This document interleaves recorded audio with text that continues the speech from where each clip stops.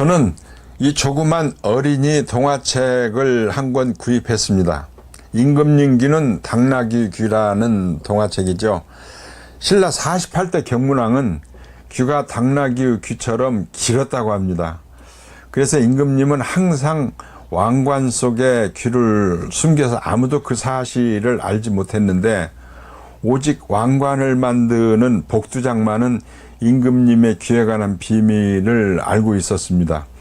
평생 동안 임금님의 당나귀 귀에 관해서 입을 다물고 있었던 복두장은 더 이상 이 사실을 숨기고 사느라 스트레스를 받기가 싫어서였는지 어느 날 대나무 숲에 가서 임금님 귀는 당나귀 귀라고 외쳤다는 이야기죠.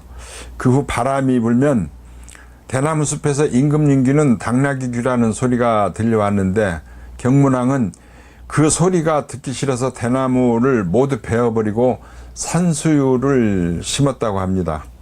이 이야기는 삼국유사에도 써 있다는데, 그리스 신화에도 이와 비슷한 이야기가 있다고 하니까 신라와 그리스 중에서 어느 쪽이 진짜 원조인지는 모르겠습니다.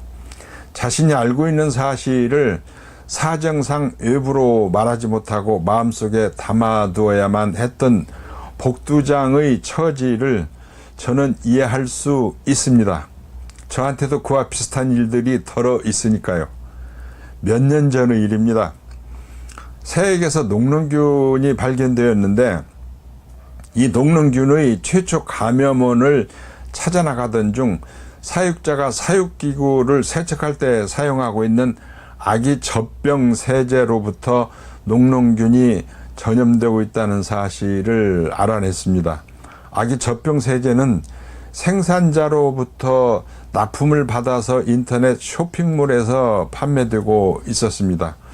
그래서 생산자에게 전화를 걸어서 아기 젖병 세제에 엄청난 녹농균이 오염되어 있으니 빨리 대책을 세우라고 알려주었습니다. 하지만 생산자는 오히려 저한테 전화를 한 의도가 뭐냐며 시큰둥한 반응을 보였습니다. 다른 것도 아닌 갓난 아기의 젖병을 세척하는 세제에서 대량의 녹농균이 발견되었다는 문제는 아주 심각한 일입니다. 그래서 저는 아기 젖병 세제의 검사 과정을 리포트로 작성해서 생산자에게 보내주고 20일 이내 반응이 없으면 소비자 보호원에 증거로 제출할 아기 젖병 세제 몇 병을 더 확보해 두었습니다. 그 후 20일 만에 생산자가 아닌 쇼핑몰의 대표자로부터 어찌된 일이냐며 연락이 왔습니다. 저는 자초지종의 설명과 함께 다른 검사기관에서 검사를 받아볼 것을 권했습니다. 판매자는 다른 기관의 검사를 통해서 녹농균 오염의 사실을 확인하여 판매를 중지하고 환불 조치로 아기 젖병 세제의 녹농균 오염 문제를 조용하게 수습한 적이 있었습니다. 여기 보시는 유동식 사료는 흔히 이유식이라고 말하는데, 알에서 갓 태어나 아직 면역력이 형성되지도 않은 새끼들의 먹이입니다. 그런데 이 이유식에는 엄청난 양의 병원균이 오염되어 있습니다. 하지만 그러한 사실을 판매업자의 입장을 생각해서 땡땡 상표의 이유식이 병원균에 오염되어 있다라고 공개적으로 말하지 못하고 저 혼자서 입을 꾹 다물고 있어야만 했습니다. 그야말로 속 터지는 일이죠. 그럴 때마다 생각나는 게 바로 임금님 귀는 당나귀 귀 이야기입니다.